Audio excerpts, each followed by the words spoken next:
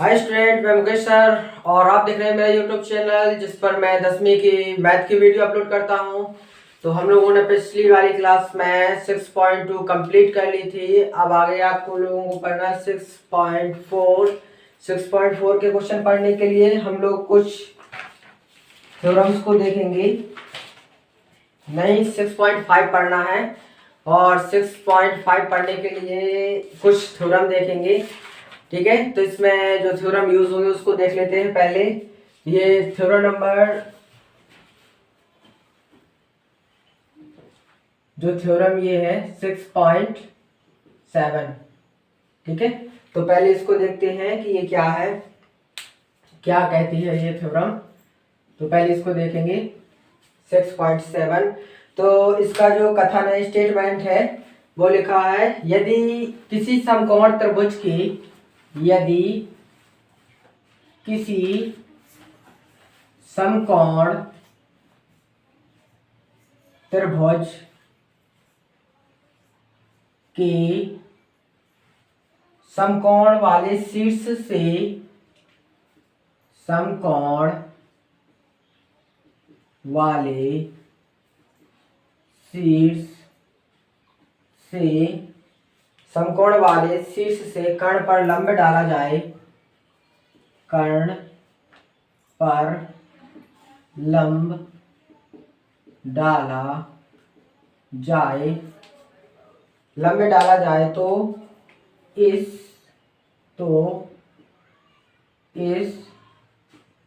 लंब के दोनों ओर बने त्रिभुज, लंब के दोनों ओर बने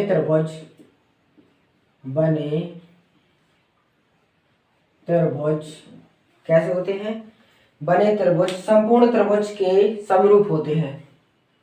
संपूर्ण, जो बड़ा वाला त्रिभुज होता है, संपूर्ण त्रिभुज के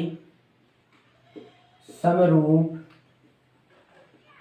होते हैं। ठीक है, और तथा परस्पर भी समरूप होते हैं, तथा परस्पर भी समरूप होते हैं। ठीक है, तो कोई ये एक समकोण त्रिभुज है, ठीक है, जिसका जो समकोण वाला शीर्ष हो गया ये ABC कोई समकोण त्रिभुज है। ठीक है, तो हम क्या करेंगे, समकोण वाले शीर्ष से कर्ण पर लंब डालेंगे। ठीक है, कर्ण पर लंब डालेंगे तो जो ये दो त्रिभुज बन रहे हैं, इसको डी बिंदु सपोज कर लेंगे। जो ये दो त्रिभुज बन रहे हैं, ये दोनों त्रिभुज संपूर्ण त्रिभुज के समरूप होंगे। ठीक है, और क्या होगा, इस पर लंब डाला तो यहाँ 90 डिग्री बनेगा इनका।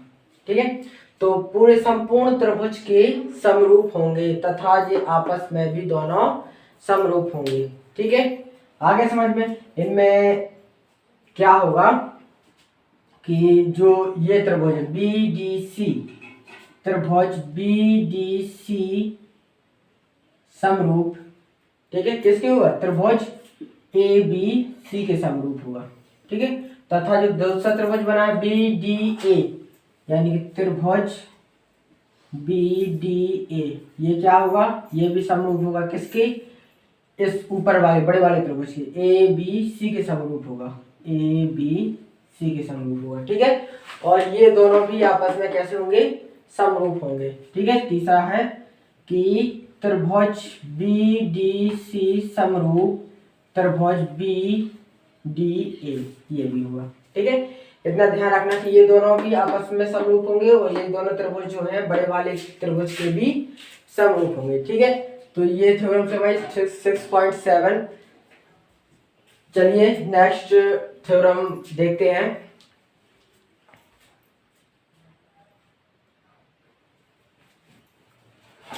इसके बाद तुम्हारे नेक्स्ट थ्योरम है 6.8।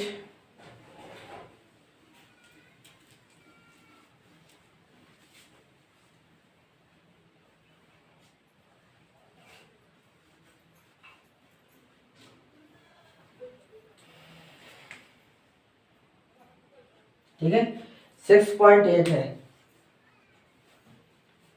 ठीक है, तो इसका जो कथन स्टेटमेंट है वो देखिए आप लोग। समकोण त्रिभुज में, किसी समकोण त्रिभुज में, समकोण त्रिभुज में कर्ण का वर्ग शेष अन्य दो भुजाओं के वर्गों के योगफल के बराबर होता है। ठीक है, कोई भी जैसे समकोण त्रिभुज है कोई, तो ये समझ लो कोई एक समकोण त्रिभुज है। ठीक है, तो ए बी सी, ठीक है, ये कोई समकोण त्रिभुज है, समकोण यहाँ में बन रहा है। ठीक है, तो कर्ण कहलाती 90 अंश के सामने वाली भुजा, तो कर्ण ये होगी। तो इसमें लिखा है कर्ण का वर्ग, कर्ण कितना AC, कर्ण का वर्ग शेष अन्य दो भुजाओं के वर्गों के योगफल के बराबर होता है। तो शेष अन्य दो भुजाएं क्या है, AB और BC। ये शेष दो अन्य भुजाएं कौन सी हैं, AB और BC। इन दोनों के वर्गों के योगफल के बराबर होता है। ठीक है, तो ये है, इसी को बोलते हैं पाइथागोरस प्रमेय, और ये पाइथागोरस प्रमेय का कथन होता है। ठीक है, याद रखना, कभी कभी लिखने के लिए आ जाता पाइथागोरस प्रमेय का कथन लिखिए। ठीक है, तो पाइथागोरस प्रमेय का कथन तो इस टाइप से लिख देना है कि किसी समकोण त्रिभुज में कर्ण का वर्ग शेष अन्य दो भुजाओं के वर्गों के योगफल के बराबर होता है। ठीक है, और ये हो जाता है, इतना ध्यान रखना इसमें। ठीक है, तो AC कर्ण है हमारा और अन्य दो भुजाएं BC और AB है। ठीक है, तो इन दोनों के भुजाओं के वर्गों के योग के बराबर हमने कर दिया। ठीक है, तो ये दूसरी वाली थ्योरम हो गई। अब एक और पढ़ना है इसके लिए, तो इसमें जो है थ्योरम नंबर 6.9। ठीक है, तो इसमें क्वेश्चन कह रहा है यदि किसी त्रिभुज में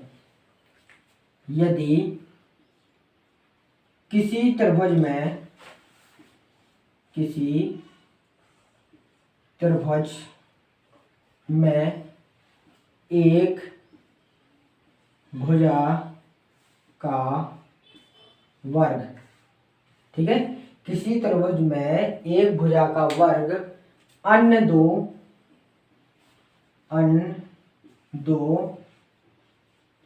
भुजाओं के वर्गों के योगफल के बराबर है, तो वह त्रिभुज एक समकोण त्रिभुज होगा, एक समकोण त्रिभुज होगा। ठीक है, वह त्रिभुज कौन सा त्रिभुज होगा, एक समकोण त्रिभुज होगा। इतना ध्यान रखना कि यदि किसी त्रिभुज में एक भुजा का वर्ग अन्य दो भुजाओं के वर्गों के योगफल के बराबर है, तो वह त्रिभुज एक समकोण त्रिभुज होगा। ठीक है, और समकोण किस वाली भुजा के सामने होगा, जो जिस भुजा का वर्ग अन्य दो भुजाओं के वर्गों के योगफल के बराबर। ठीक है, तो उस भुजा के सामने होगा। ठीक है, तथा जो पहली वाली भुजा थी, पहली भुजा के सम्मुख समकोण होगा। ठीक है, आगे समझ में, समकोण होगा। जैसे इसी त्रिभुज में देख लीजिए, यदि इसी त्रिभुज में देखें तो ये सोच है इसमें कि कोई ये त्रिभुज है ABC। ठीक है, और इस त्रिभुज में हमें एक कंडीशन मिल गई कि जो AC का स्क्वायर है वो किसके बराबर है, AB के स्क्वायर प्लस BC के स्क्वायर के बराबर है। ठीक है, यानी कि एक भुजा का वर्ग अन्य दो भुजाओं के वर्गों के योगफल के बराबर है, तो क्या होगा, तब ABC, तब त्रिभुज ए बी सी एक समकोण त्रिभुज हुआ, एक समकोण त्रिभुज होगा। ठीक है, आगे समझ में एबीसी क्या होगा, एक समकोण त्रिभुज होगा, ध्यान रखना। और समकोण कौन सा होगा, जो कर्ण रहती है, जो पहली वाली भुजा होती है उसके सामने वाला कोण। तो कर्ण है एसी, एसी के सामने वाली भुजा कौन सी है, बी। ठीक है, तो सामने वाली भुजा है, सामने वाली भुजा नहीं, सामने वाला कोण एंगल कौन सा है, बी एंगल है। ठीक है, तो एंगल बी कौन सा हुआ, तथा एंगल बी समकोण होगा, समकोण होगा, समकोण यानी कि 90 डिग्री होगा। आगे समझ में, तो ये थ्योरम्स हो गई। अब चलते हैं 6.5 पर, आगे के क्वेश्चन करेंगे सॉल्व।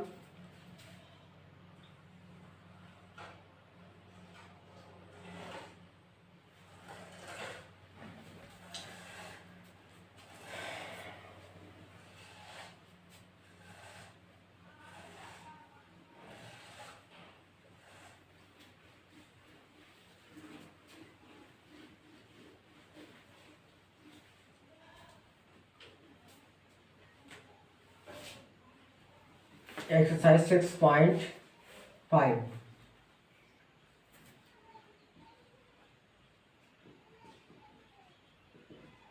क्वेश्चन नंबर पहले का पहला करेंगे।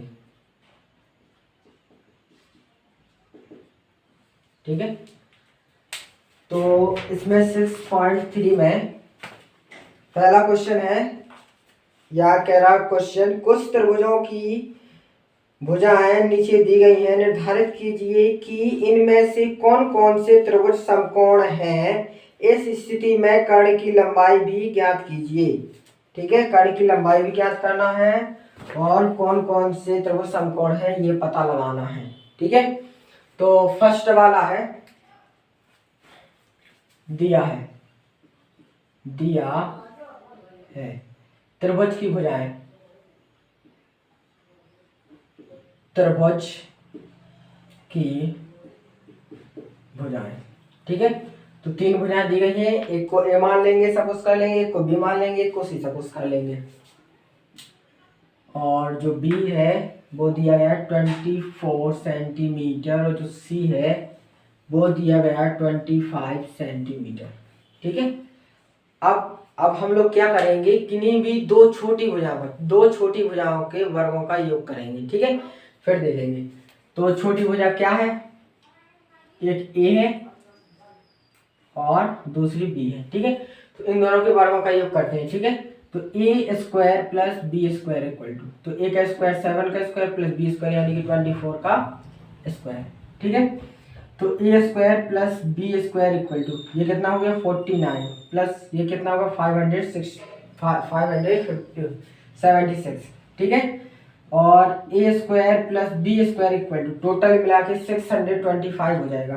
तो A square plus B square equal to ये कितना हो जाएगा 25 का होल स्क्वायर। होता क्या नहीं होता, ये किसकी वैल्यू है, ये है वैल्यू सी की, यानी कि A square plus B square equal to C square.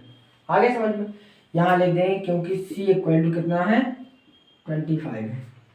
ठीक है, तो देखिए आप लोग, एक भुजा का वर्ग अन्य दो भुजाओं के वर्गों के योगफल के बराबर हो गया। तो अतः क्या लिख देंगे, ए बी सी जो भुजाएं दी गई हैं इनसे समकोण त्रिभुज बनता है कि नहीं बनता है, बनता है।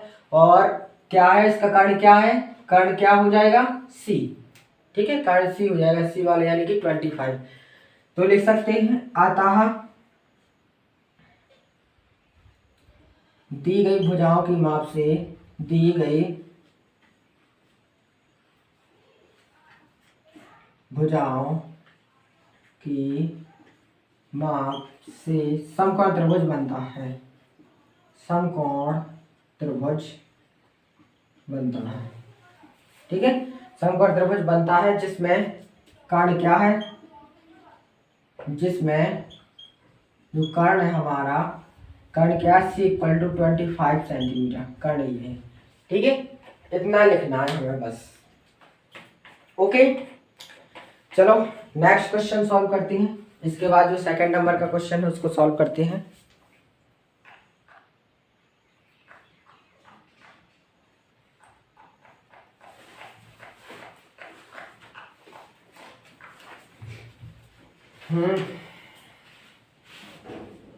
तो उसमें भी 3 भुजाएं दी गई हैं।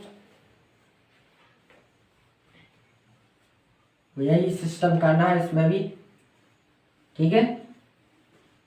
चलो करते हैं पहले का दूसरा। इसमें 3 दिया है, 8 दिया है और 6 दिया है। तो इसमें 3 सेंटीमीटर, 8 सेंटीमीटर एंड 6 सेंटीमीटर, ठीक है। तो इसमें छोटी वाली भुजाएं कौन सी है? ए है और सी है। अब क्या करेंगे? ए स्क्वायर प्लस सी स्क्वायर करेंगे, ठीक है। छोटी छोटी भुजाओं के वर्गों का योग करना है, ठीक है। तो ए की वैल्यू 3 का स्क्वायर प्लस 6 का स्क्वायर, ठीक है। तो A square plus C square equal to कितना हो जाएगा? ये हो जाएगा 9 और 6 का स्क्वायर 36। इन दोनों को ऐड करेंगे तो कितना हो जाएगा? A square plus C square equal to 45, ठीक है। ये 45 निकला और ये बी का स्क्वायर नहीं है, ठीक है। तो ऐसा लिख देंगे, अतः क्या लिख देंगे? हमें क्या मिल रहा है? A square plus C square not equal to B square. यदि ये कंडीशन मिल जाती है हमें, ठीक है, तो ये समकोण त्रिभुज होता, ठीक है। अतः ये समकोण त्रिभुज नहीं है, क्योंकि जो बड़ी भुजा है, तो बड़ी भुजा का हमने वर्ग मिल ही नहीं रहा छोटी भुजाओं को वर्गों का योगफल करने पर, ठीक है। तो यहाँ लिख देंगे इस प्रकार दी गई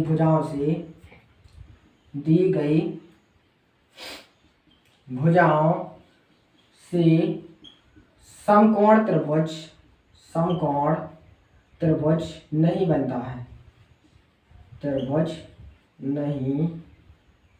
बनता है, ठीक है। ये सेकंड नंबर का क्वेश्चन कंप्लीट हुआ। अब थर्ड नंबर का क्वेश्चन करते हैं।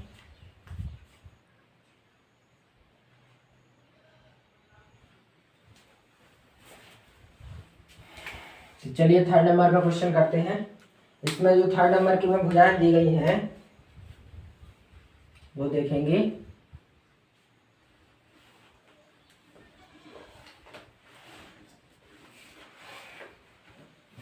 $50 सेंटीमीटर,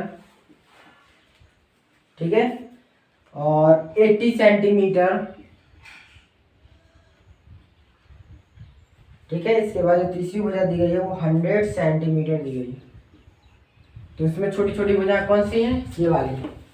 इन दोनों भुजाओं का योगफल करेंगे, यानी कि A square plus B square equal to, यानी कि 50 का स्क्वायर प्लस 80 का होल स्क्वायर। तो A square plus B square equal to ये हो जाएगा 2500, ठीक है, और ये हो जाएगा 6400, ठीक है। इन दोनों को ऐड करेंगे तो कितना आएगा? A square plus B square equal to कितना हो जाएगा? 0098, ठीक है। ये किसी का वर्ग होता है? नहीं, ठीक है, ये किसी का वर्ग नहीं होता है। अतः हमें ये भी नहीं मिला। लिख सकते अतः क्या लिख सकते कि A square B plus B square not equal to C square, क्योंकि 100 का वर्ग करेंगे तो 10,000 मिलेगा, क्योंकि 10,000 के बराबर होना चाहिए, ये तो उससे कम है, ठीक है। तो ये भी एक समकोण त्रिभुज नहीं है। तो लिखेंगे इस प्रकार दी गई माप से, ठीक है, समकोण त्रिभुज नहीं बनता है। समकोण या दी गई भुजाओं से लिखो, अच्छा रहेगा। भुजाओं से समकोण त्रिभुज नहीं बनता है, ठीक है। समकोण त्रिभुज नहीं बनता है। तो ये थर्ड नंबर का क्वेश्चन कंप्लीट हो गया। अब फोर्थ नंबर का क्वेश्चन करते हैं। तो नेक्स्ट क्वेश्चन की ओर बढ़ते हैं, फोर्थ नंबर के क्वेश्चन के लिए।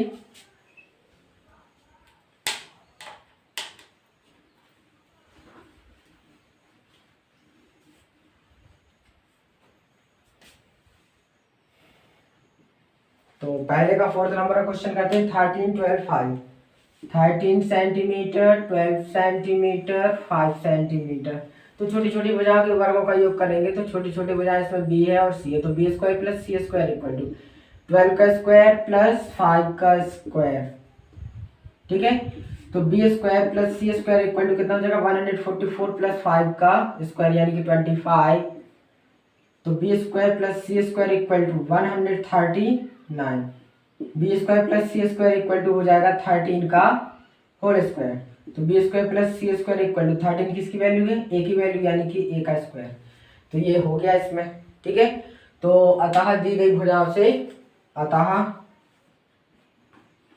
दी गई भुजाओं से समकोण त्रिभुज बनता है, ठीक है। समकोण त्रिभुज बनता है, ठीक है।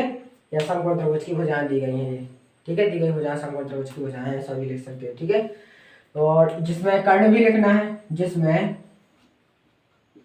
कर्ण, कर्ण कितना है हमारा, कर्ण कहलाएगा ए, यानी कि ए कितना दिया गया 13 सेंटीमीटर। ये हो गया कर्ण, ठीक है। ये आंसर हो गया। 4th नंबर का क्वेश्चन कंप्लीट हो गया। फिर इसके बाद पहले नंबर के सभी क्वेश्चंस हो गए। अब 2nd नंबर के क्वेश्चंस सॉल्व करेंगे।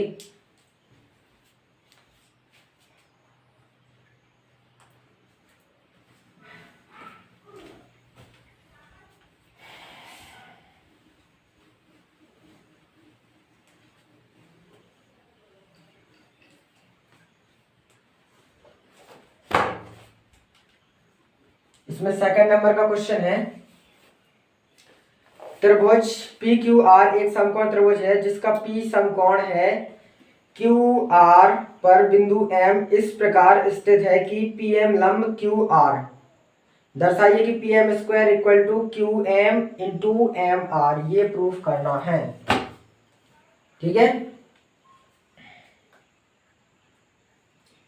चलो, यहां दिया गया है कि पी क्यू आर एक समकोण त्रिभुज है, तो एक समकोण त्रिभुज बनाएंगे पी क्यू आर। ये समझ लो कोई एक त्रिभुज है पी क्यू आर, ठीक है। पी क्यू आर एक समकोण त्रिभुज है जिसका कोण पी समकोण है, तो ये पी मानेंगे, इसको क्यू और इसको आर सपोज कर लो, ठीक है। पी को लेकर समकोण ही मानना है, ठीक है। समकोण है क्यू आर पर एक बिंदु एम इस प्रकार स्थित है कि पी एम लंब क्यू आर। पी एम, ये हो गया एम लंब क्यू आर, यानी क्यू आर पर लंब है। तब हमें सिद्ध करना है कि P M square equal to Q M into M R, Q M into M R, ठीक है। चलो, पहले नंबर लिखेंगे, दिया है त्रिभुज पी क्यू आर एक समकोण त्रिभुज है, एक समकोण त्रिभुज है, ठीक है। समकोण त्रिभुज है और जिसमें हमें दिया गया है, क्या दिया गया है, angle P equal to 90 degree, और ये भी दिया गया है पी एम लंब क्यू आर, पी एम लंब क्यू आर, ठीक है। तो हमने अभी एक थ्योरम पढ़ी थी कि 90 अंश वाले एंगल से, और हम इस पर सामने वाली भुजा पर यानी कि कर्ण पर लंबे डालें, तो जो लंबे डालने से दो समकोण जो त्रिभुज बनते हैं, लंबे डालेंगे तो यहाँ 90 डिग्री का बनेगा, ठीक है। तो यहाँ 90 डिग्री का बनेगा। तो यहाँ जो लंबे डाला है हमने, तो ये दो बराबर नहीं, दो समरूप त्रिभुजों में विभाजित हो जाता है। आ गया समझ में? तो यहाँ वही लिखेंगे। तब हमें सिद्ध करना है, तब हमें सिद्ध करना है कि, क्या सिद्ध करना है, हमें ये सिद्ध करना है कि P M square equal to Q M into M R, Q M into M R, ये प्रूफ करना है। तो अब हम वही थ्योरम लगाते हैं। तो ये 90 डिग्री था यहाँ से, ठीक है। यहाँ पहले वाले त्रिभुज का 90 डिग्री था, तो यहाँ लिखेंगे, अभी भी है तो यहाँ लिखेंगे, चूंकि किसी समकोण त्रिभुज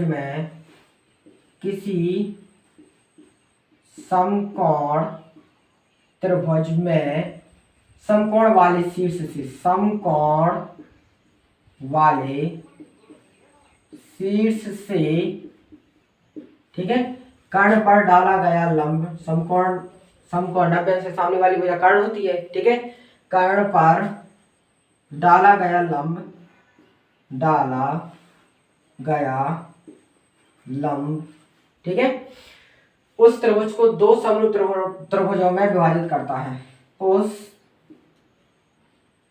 त्रिभुज को दो समरूप त्रिभुजों में विभाजित करता है, ठीक है। तो ये वाले त्रिभुज कैसे होंगे, समरूप होंगे। तब तो हमें पता है कि जब दोनों समरूप होंगे, ये वाला पी एम क्यू और पी एम आर दोनों समरूप होंगे, तो त्रिभुज पी एम क्यू समरूप त्रिभुज पी एम आर, ठीक है। आगे समझ में, यहाँ देखो दोनों त्रिभुज अब समरूप हो गए, तो समरूप त्रिभुजों की एक थ्योरम है, समरूप त्रिभुजों की संगत भुजाओं का अनुपात बराबर होता है। तो यहां लिखेंगे चूंकि समरूप त्रिभुजों की संगत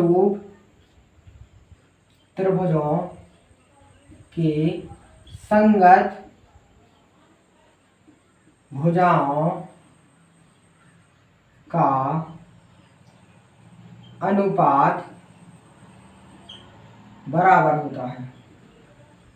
अनुपात बराबर होता है, ठीक है। जब समरूप त्रिभुजों की संगत भुजाओं का अनुपात बराबर होता है तब, ठीक है। तो ये दोनों समरूप त्रिभुज हैं, तो इनकी संगत भुजाओं का अनुपात करते हैं, ठीक है। तो पहले वाले त्रिभुज से, ठीक है, तो ये वाले त्रिभुज से और ये वाले त्रिभुज में, ठीक है, देखेंगे तब त्रिभुज कौन सा, पी एम क्यू तथा त्रिभुज पी एम आर में, ठीक है। तो पी एम क्यू की भुजा कौन सी लेंगे, पहले ये वाली भुजा ले रहे हैं पी एम, ठीक है, कौन सी भुजा ले रहे हैं, पी एम, ठीक है। और नीचे वाली भुजा ले रहे हैं कौन सी, ये वाली दूसरी भुजा, ठीक है, दूसरी भुजा कौन सी ले रहे हैं, क्यू एम, ठीक है, कौन सी ले रहे हैं, क्यू एम। अब इस वाली भुजा का अनुपात कर लिया इन दोनों का, तो फिर इन दोनों भुजाओं का अनुपात करेंगे, तो इसमें सर्वप्रथम कौन सी भुजा लेंगे, ये वाली आर एम, कौन सी लेंगे, आर एम या एम आर इक्वल टू क्या कर देंगे, एम आर, ठीक है। तो इस वाले की कौन सी भुजा लेनी पड़ेगी, अभी दूसरे वाले त्रिभुज की, अब ये लेनी पड़ेगी एम पी या पी एम, ठीक है, तो पी एम लेंगे। आ गया समझ में। तो ये वाली पहले वाली त्रिभुज की दो भुजाओं का अनुपात कर दिया और ये दूसरी वाली त्रिभुज की दो भुजाओं का अनुपात कर दिया, ठीक है। अब क्या करेंगे, ये डिवाइड में यहाँ मल्टीप्लाई में या त्रिज्या गुणा कर लो, त्रिज्या गुणा करेंगे इसका इसमें मल्टीप्लाई होगा, तो P M square equal to क्या हो जाएगा, ये वहां जाएगा तो क्या हो जाएगा, Q M into M R, ठीक है, ये हो जाएगा। यही हमें प्रूफ करना था और ये प्रूव्ड हो गया। क्वेश्चन दूसरा, ठीक है, क्वेश्चन क्या उतार दो, क्या क्वेश्चन, हाँ क्वेश्चन नंबर, यहाँ क्वेश्चन नंबर डाले ना, क्वेश्चन नंबर 2 था ये वाला, ठीक है, ध्यान देना, डाला नहीं है हमने। और बाकी ये कंप्लीट हो गया। अब इसके बाद नेक्स्ट क्वेश्चन करते हैं, थर्ड क्वेश्चन की ओर चलते हैं। ये क्वेश्चन कंप्लीट है।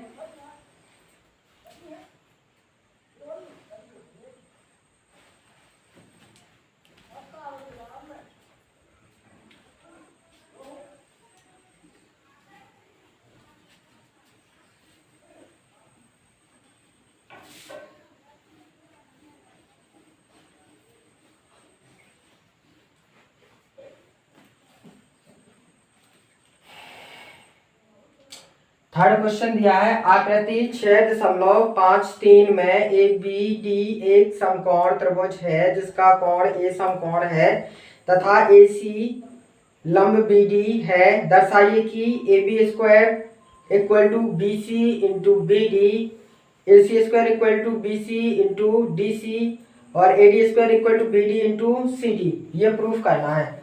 तो इसमें भी बिल्कुल ऐसे ही करना है जैसे अभी ये वाला किया था। तो इसमें जो थर्ड नंबर का क्वेश्चन है, इसमें जो दिया गया है डायग्राम पहले से ही दिया गया है, ठीक है।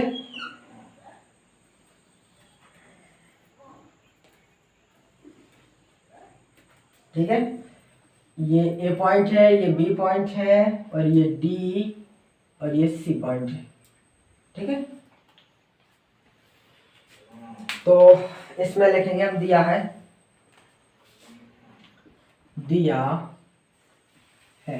ठीक है, क्या दिया गया है? त्रिभुज ए बी सी एक समकोण त्रिभुज है, एक समकोण त्रिभुज है। ठीक है, समकोण त्रिभुज है जिसका ए समकोण है, जिसमें angle A equal to 90 degree. और क्या दिया गया है? ए सी लंब बी डी तथा ए सी लंब बी डी। ठीक है, ये दिया गया है। तब हमें सिद्ध करना है,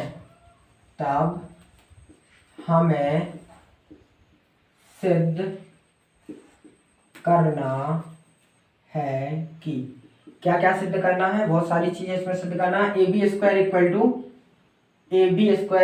टू क्या हो जाएगा? B C into B D. ठीक है, दूसरा हमें प्रूव करना है A C square equal to B C into D C. जो तीसरा है वो हमें प्रूफ करना है कि A D square equal to B D into C D, ये प्रूफ करना है। तो चलिए पहला वाला प्रूफ करते हैं इस वाले के लिए। तो यहाँ देखेंगे कि चूंकि ये काफी बड़ा क्वेश्चन है तो इसमें ज्यादा भाषा नहीं लिखेंगे, सोचेंगे। चलो, तो पहले यहाँ दिया गया है हमें चूंकि ए सी लंब बी डी। ठीक है, जो ए सी है बी डी पर लंब है। ठीक है, तो लंब है तो ये लंब डला है 90 डिग्री वाले से डला है लंब, तो लंब डला है तो क्या करेगा? ये लंब जो है इस वाले त्रिभुज मतलब कि जो दो त्रिभुज बने हैं, ये दो समरूप त्रिभुज होंगे दोनों। आगे समझ में, दो समरूप त्रिभुजों में विभाजित करेगा लंब बड़े वाले त्रिभुज को, और जो बड़ा वाला त्रिभुज भी है इस छोटे वाले त्रिभुजों के समरूप होगा। ठीक है, तो इसमें क्या लिखेंगे कि त्रिभुज, क्या लिखेंगे? त्रिभुज। तो पहले फर्स्ट कंडीशन के लिए करते हैं, जो जरूरत पड़ती है वही लिखते जाएंगे। ठीक है, तो चूंकि ये दोनों ए सी लंब बी डी ये दिया गया है। अब इसमें देखेंगे कि पहले वाली कंडीशन को प्रूफ करने के लिए क्या क्या चाहिए।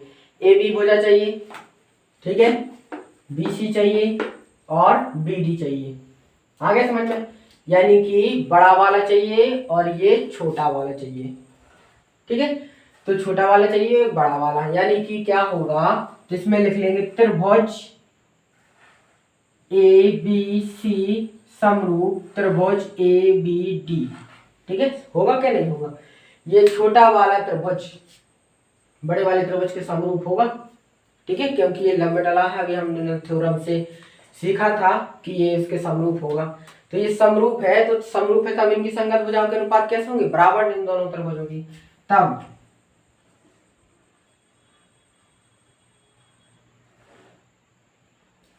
संगत भुजाओं के अनुपात बराबर होंगे। तो यहाँ डायरेक्ट लिख देंगे, तब दोनों त्रिभुजों की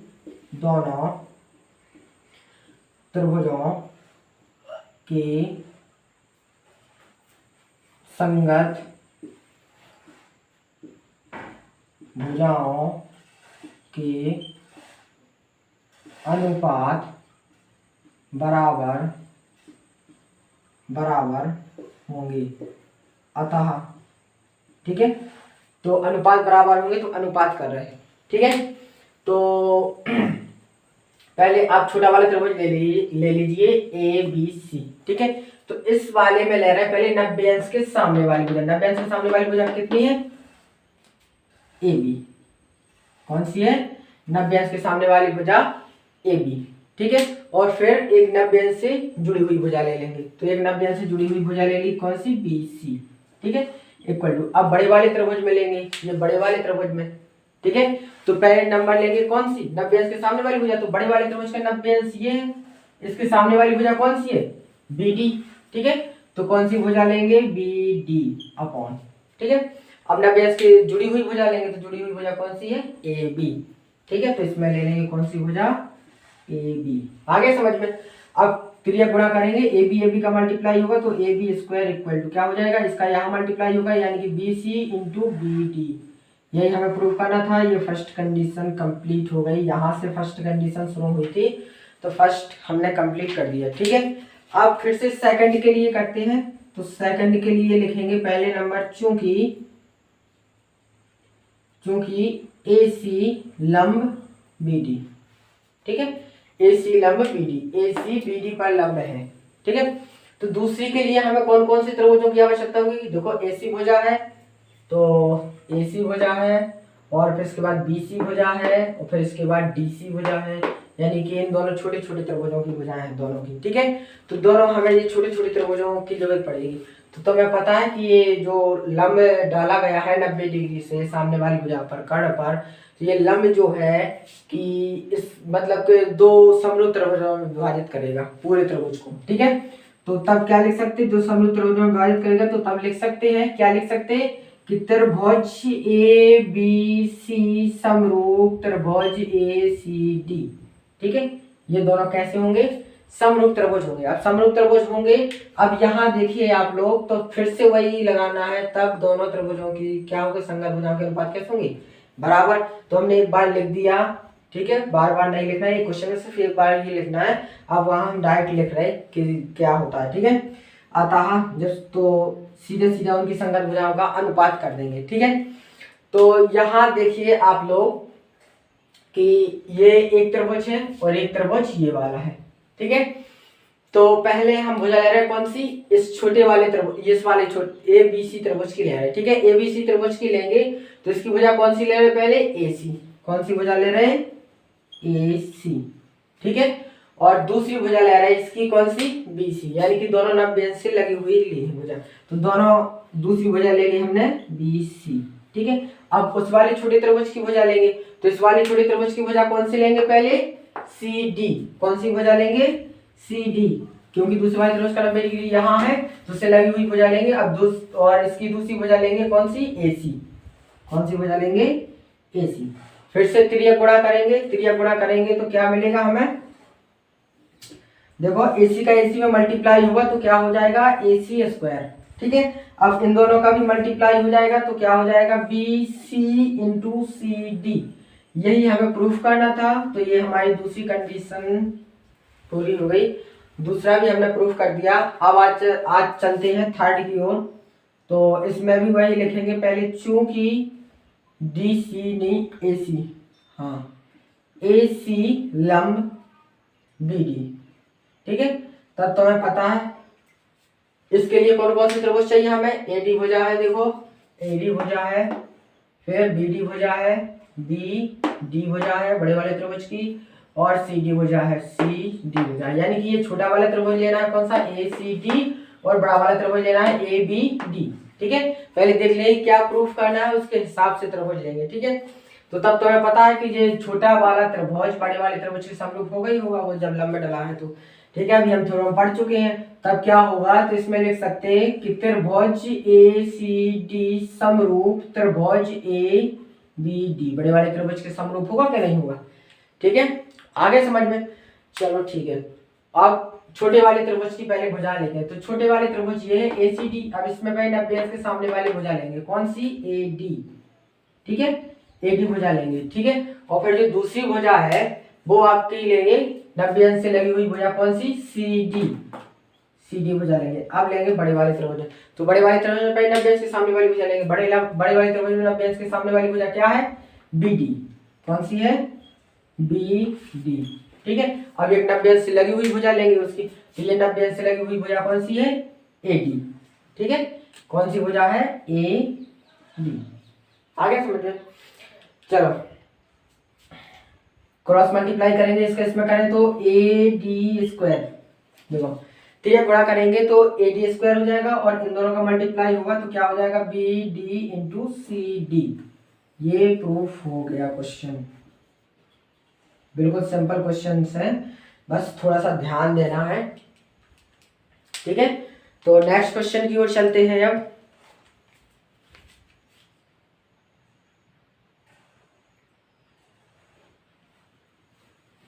और कितना